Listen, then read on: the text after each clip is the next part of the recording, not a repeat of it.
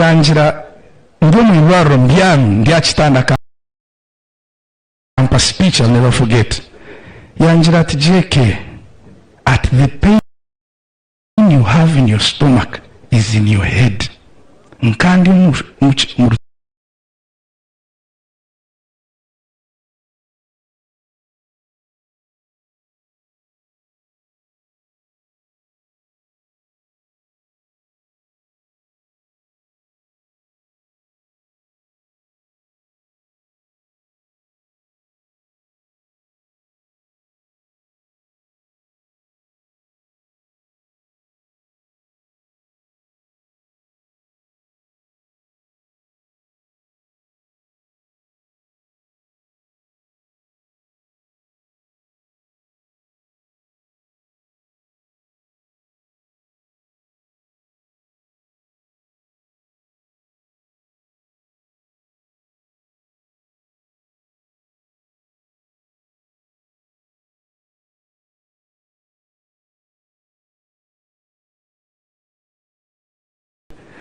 when at nyowe ekizibe kinyine, I don't know who I'm going to turn to.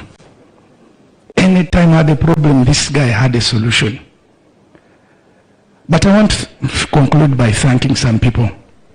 Uncle Hannington Karhanga, na remember kugamba haha, people don't know me. I've been here with you from the 80s. Uncle Hannington Karhanga, wetarajire mu rutaro buba kagenda mijabiraro bahi somba kamba mpinga. So by 1991 they were arrested Mzee. Numayekekejira mabantu binji, abantu babura, but he used to come. He didn't even have a car by then in 1990 there. He didn't have a car. Akatambara ija tuletera kashukari ya korachi. In life, it is important to have that one friend. Don't have many. And I'm grateful that my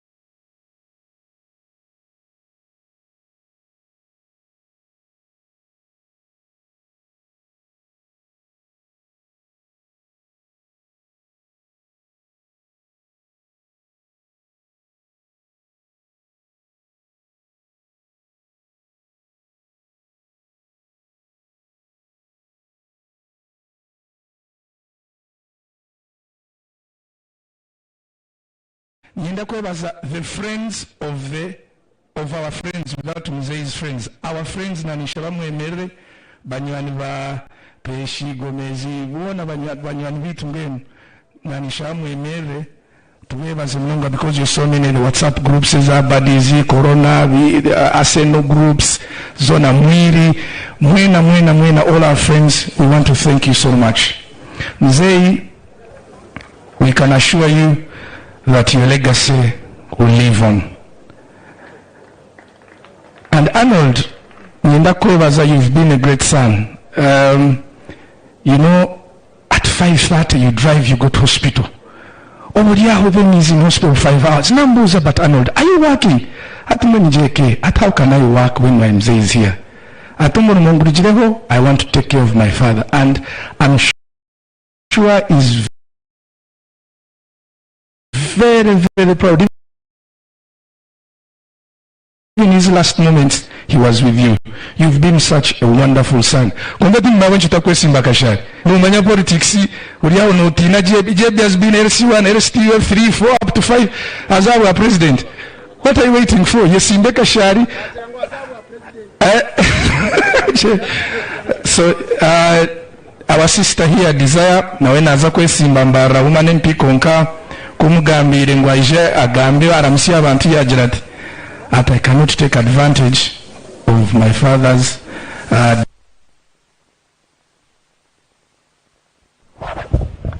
will do it on my own way. So Nwog Desire Bargahare and the husband also has come over from Zambia.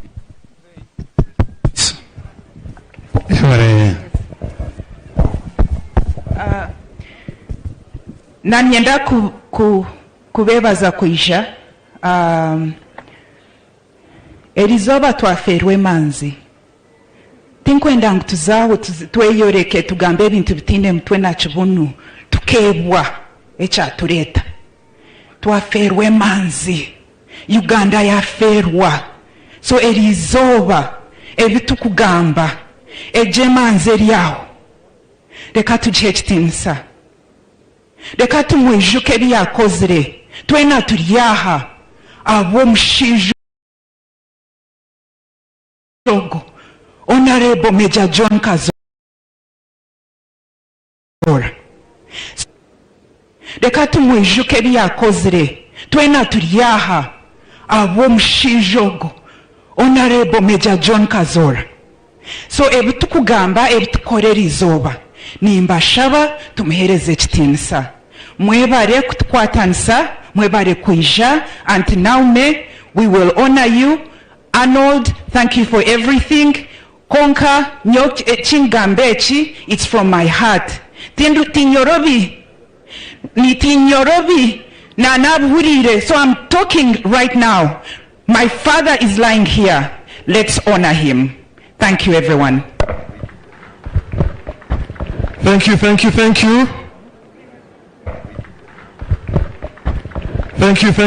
you. Honorable Miriam Atende and Grace Ndufura, please come. Uncle John used to say Obsheja na wetera. Abachetegereza. Tuwaliba shagame kumulga mukwegamba. Ogon big brother. Mukamawita simwe. Mukamawita simwe. Amazina nibanyeta James Grace Maromba Nduhura niri atata. Mureba teka chikanche.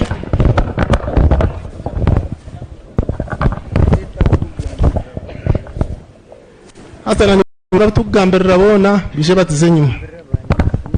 Miss bona bakweta mwena mwija. Then to Gambari, Uncle John Modo, our father.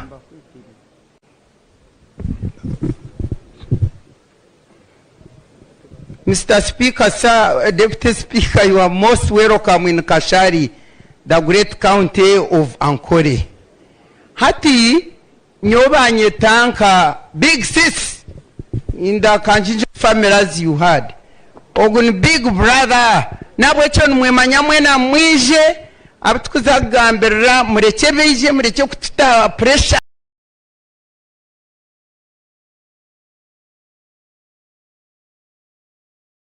amba yewe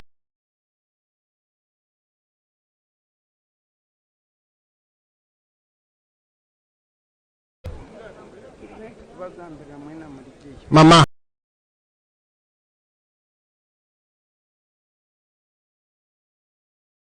Ntia bona babiri Roy Majere na Rusi Nduhura hatu abanyonti abona wakashatu mu kikakitu ntukunda munonga omukazi ogwa tukunzire munonga we bari kureberera tatitwe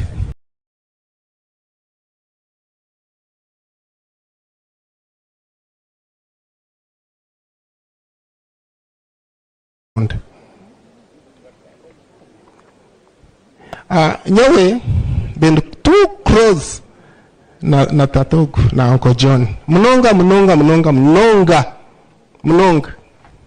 nzagamba hebigambo bibiri muri kutubita close nyo nawe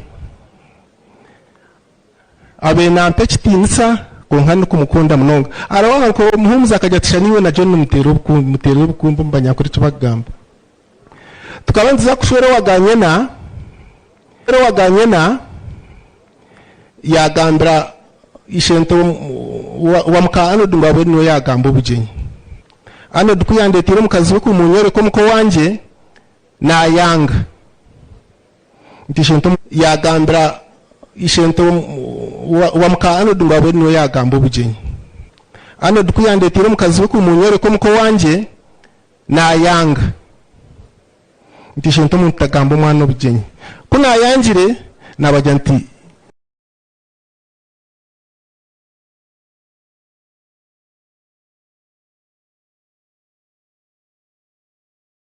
navuge motoka naza owe na mushango mu sitting room ntinasa ni okuza gambo bugenyi wa anod ntumu ntakuza kubugamba yansigo mu muryango yazo mu kishenge nagumaho akuba ntatinka imukiro kugenda yonye n'obunyankore bwinji bantu kuyagarukire yajya tuwankiza ati natane bitangiye no kuza gamba obugenyi bwa murumunawe anod tine kitukwenda hitwe abana ba Kanari abana ba Benjamin aiko ubwo buzaro bunyine nawe no bwinze bukane nyina ntatenkazi kandi ishe ntatento ntonde kitinde chekeji kigumeho nyoni nkunda bitu tina kanje nyoni ngambira wano nyanga nani mangu kindu kugamba ngo kishikire tinkufayo wanyanga sorongaze nakugambira na chibanchi nyambache mureke tukunda ne bantu kokunda mu notion of ferwache tereke ko beyiha nyoti nyinde binje binkwenda gamba John emanzi yanje mukama kuhichuma mu rukirungi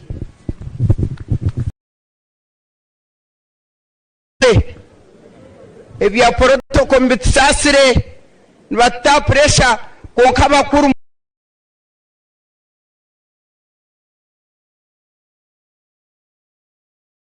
and we give God all the glory. Arna ningamburu na dunyako. Na yemeraha nyowe nbanyeta miliyar koza ko burunga matembe ntaka biru nimbasa kwebomwa matemba ryaho abantu bagira ngo manyanyo timba skemyaka nzakustia 5 tuka divorce injiri is there mbwenu haza ngamba abantu basheka kan time yanjye hwaho waza kusheka kake hati itwaba ryaha nabandi abarza bungereza barza Europe abandi barharete beizire itwe turbejukuru mbwenu okuturyaha turbejukuru bakakamanjeri mweno kumuryaha turyabejukuru bakakamanjeri nturuga omu family great family mwahura kanjinja family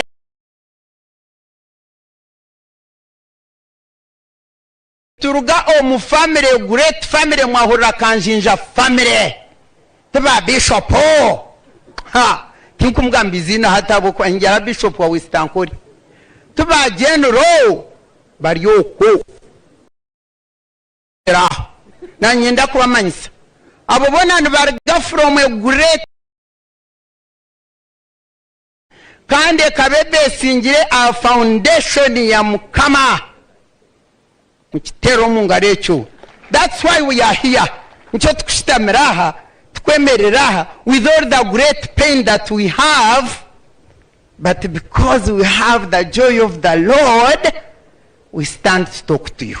So we are here on that behalf to tell you, to eulogize about the hero man, grand Uncle John, who was baptized by my son Godwin, who is not here. I sent his love, Grandpa Modern, because John ni mchiza emyaka 5 kandi kuna gambira abana banje bagira ngo anko ntinga ntogundu Grandpa bare ba Grandpa rukozo kunzara bare bogu bagira ngo mami, you are not speaking the truth na bajantitizungu. Then this is Grandpa Modern. Kuihobo uncle and Grandpa Modern, a name given by grandchildren. We are here to tell you that we are, you are not speaking truth. Nabajantitizung, then this is Grandpa Modern. Kuihobo uncle Modern, proud that we have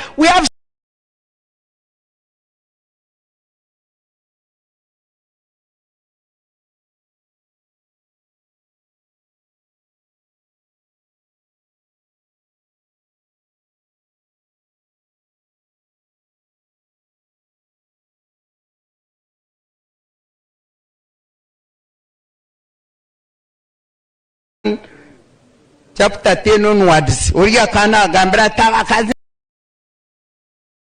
have many uncles here and aunties, uncles this time, but we can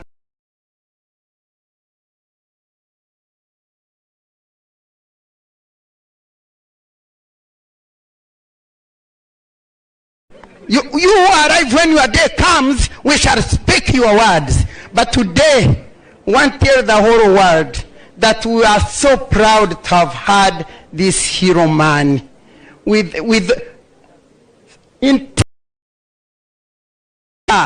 me tell you, the word of God in the Bible, it says that King David, king of Israel, for the sake of his people Israel, and therefore he served them with skillful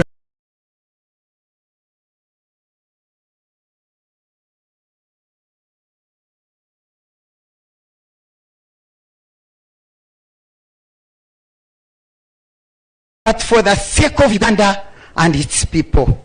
And even when he came, nagambo rujungwa ichi kuyizire yayo no mutuma gwe gwona yoreka special skills, mobilization capacity and ability. You people, you don't know. Ambrevje shaibira revenyi matishukuno akiza kureba ndinya tona mazima miliyoni yono tambure chiro ntini mobilizing and yoni nkuyamba ngwene bambe katime kankache konka character of integrity, mannerism, rukundo. This is an embodiment of the rukundo eitukumanya ombeburi kukundira chimwe buri omwana kutune time buri omwe wano ryaha yanazagamba kantiche, because each of us we are special. Each of us would say I'm the specialist or you are specialist. Konka twene, especially the ladies konka mwe barabishi ba chadi jo muntu abokogwa kari special kuriya naho banko tinebinji mwe bare abana beshukuru baba uncles bitwaba tinkarebiro watemwire. This man had tough love. He loves you. He can bash you. Look.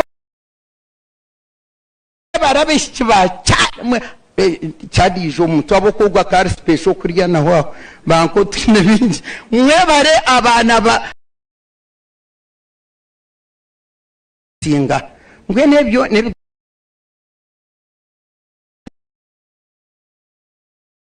loves you. He can bash you. Look, they don't at the same time.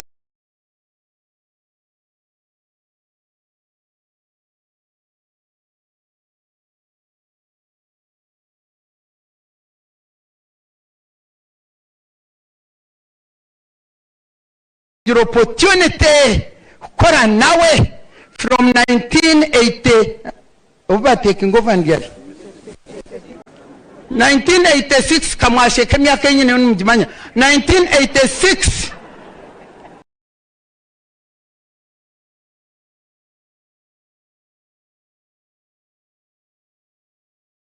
Warigase can get out of that parliament in Uganda here by the grace of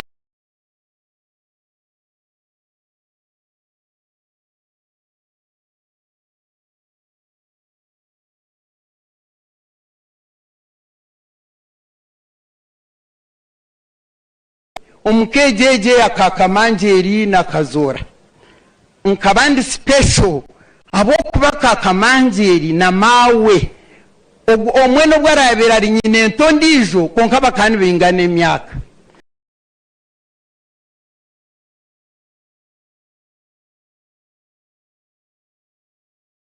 passed her love to me, another one who passed to him, and so we picked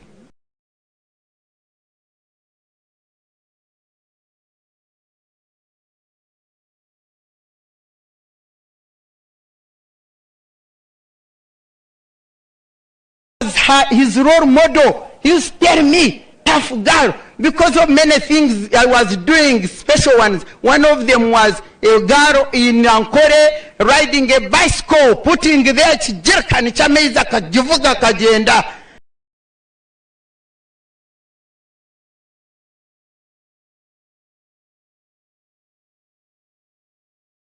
From the bush, he became my role model. I became an effective leader of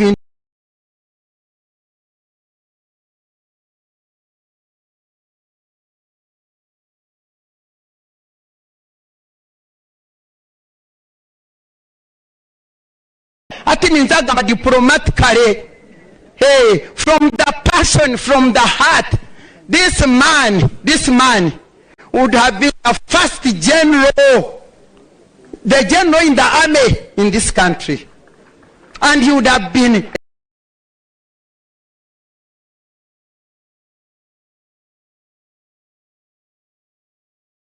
and he delivered the parliament of Uganda from the parliament ya Uganda ya jihom mikono ye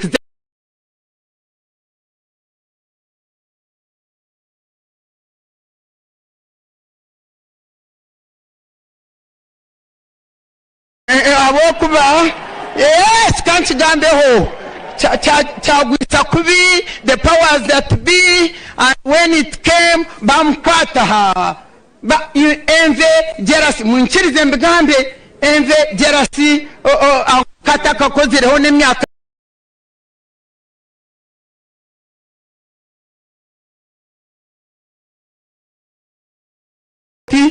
batandika kushoma judgment nyonkaroya judgment nkani mbyetegereza na breaking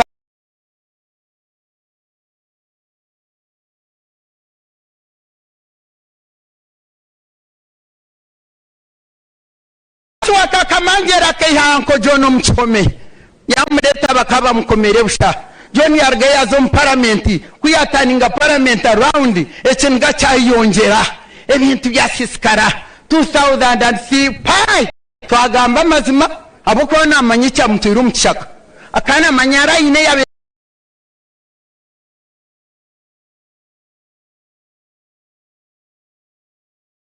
agera bishikandika byahinduka nenki ngungu tabareba nyona we batutambika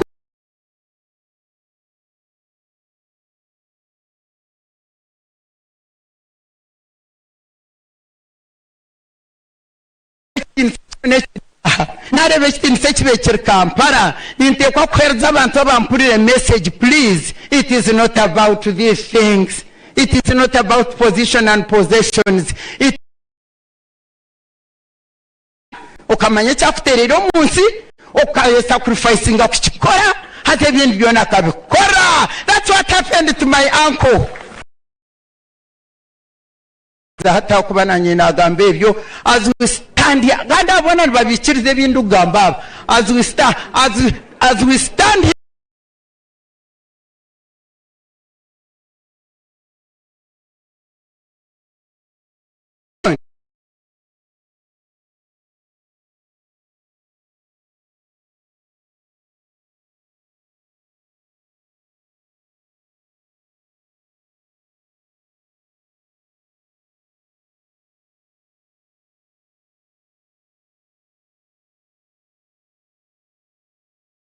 kept recognizing him. And as we talk now, I'm very sure, because I know it, because John told me, I prayed, Banjer Karanga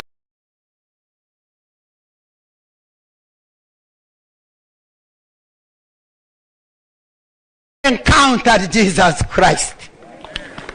Kuyaheza kumwencountinga ijangera teshara zosha bamama ati zashikira ati kundebere Yesu ati namushabe kintu kimwe nyenda kubagambira mwe nabarya. We have great pain mingled with great joy.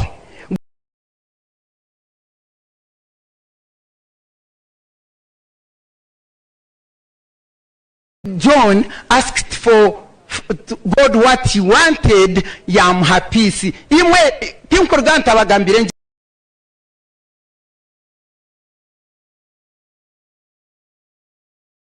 nkajono kuyagugenzeremu obusinge ruhanga kahereza obusinge butakarebago muri John for the last 1 year. The Bible says that peace mwena nyenda kubagambira we witnessed this thing. John numumanya konka pain yone yarabiremu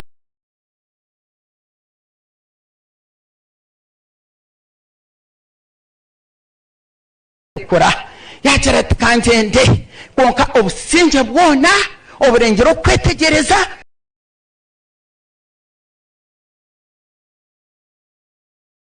left into heaven in glory. Praise the Lord. Ashangeyo kakamangeri yabashangeyo bona bakanjinja bona nabwecho namaririza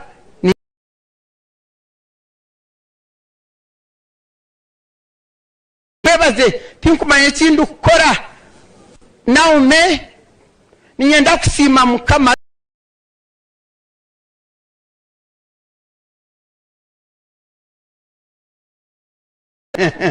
naume nyenda kwebaza omazima naume terezire magaragaje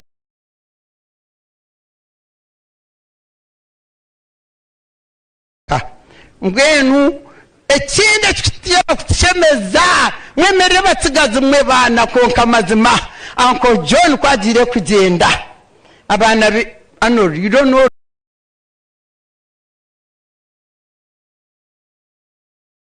four boys omwamba sheja yatigira abasheja bana twata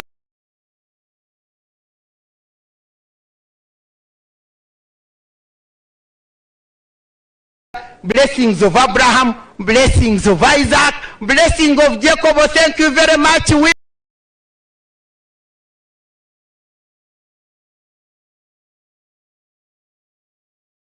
Baza mwenu mukama abampero mchakonkanye china kweni nyenda nyabura mwenu mzani roku mwanga kumanyarhanga numzani roku aruho kukumshaba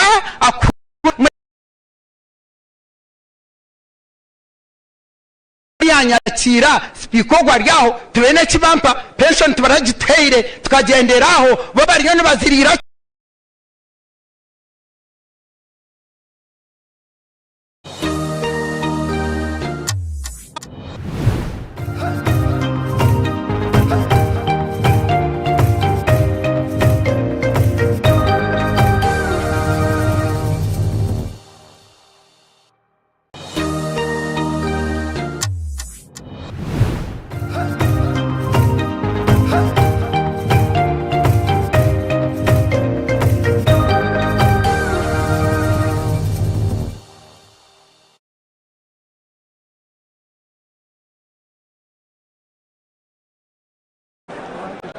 Oshu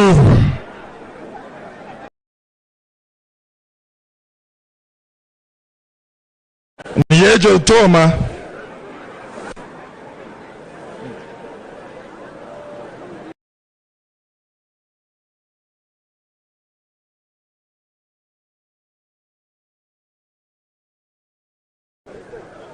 Akaine nyina bakweta Naomi akana rgigara bwera nyanji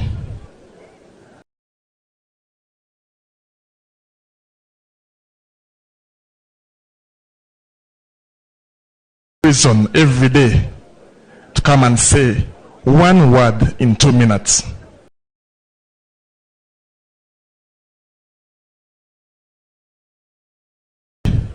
Because the president is always asking bitime mjaka kwate china mbaka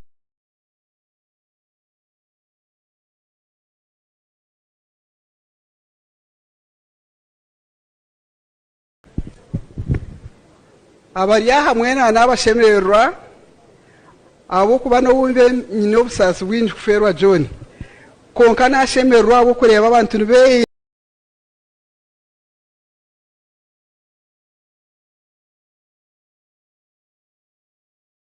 ni benji buri muntu wena kayense gamba John kandi ebimpurire omu kanisa Kampala ndebere ngu